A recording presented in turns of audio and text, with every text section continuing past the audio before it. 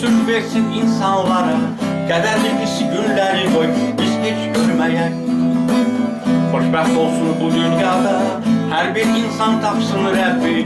Rabbimiz sülh yaradana lütfunu verir.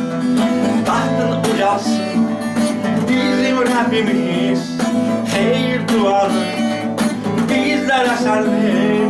Üzünü gören, sülhünü seven. Alkış ve hamdler sana değer. Tahtın ucalsın bizim Rabbimiz. Hayır duanı bizlere sen ver. Üzünü gören, sülhünü seven.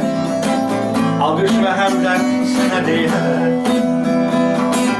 Düşmənçilik qoy qurtarsın, pisliyin başı yarılsın. İstirablar qoy qurtarsın, qoysun yaransın. Ürəklərdə xoş fikirlər, məhəbbət sevinç yaşasın. Qaçaqlığın bu dünyada möhkəm qurulsun. Tahtın ucalsın bizim Rabbimiz. Hayır duanı bizlərə sən ver. Üzünü görən, sülhünü sevən. Alkış ve hamdler sana değer. Tahtın ucalsın bizim Rabbimiz. Hayır duanı bizlere sen ver.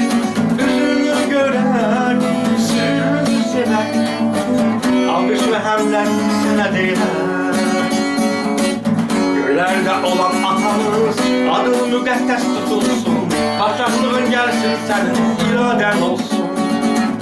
Bizi şerden xilas etsen, sınavlara bizi çekme.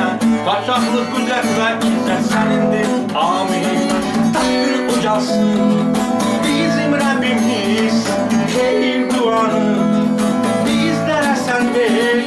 Üzünü görən, sülhünü sevək. Alkış və həmdlər sənə deyər.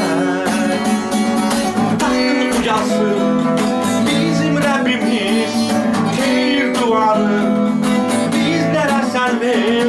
Üzünü gören, sülhünü sever. Alkış ve hamdler sana değer. Tahtın ucalsın bizim Rabbimiz. Hayır duanı bizlere sen ver. Üzünü gören, sülhünü sever.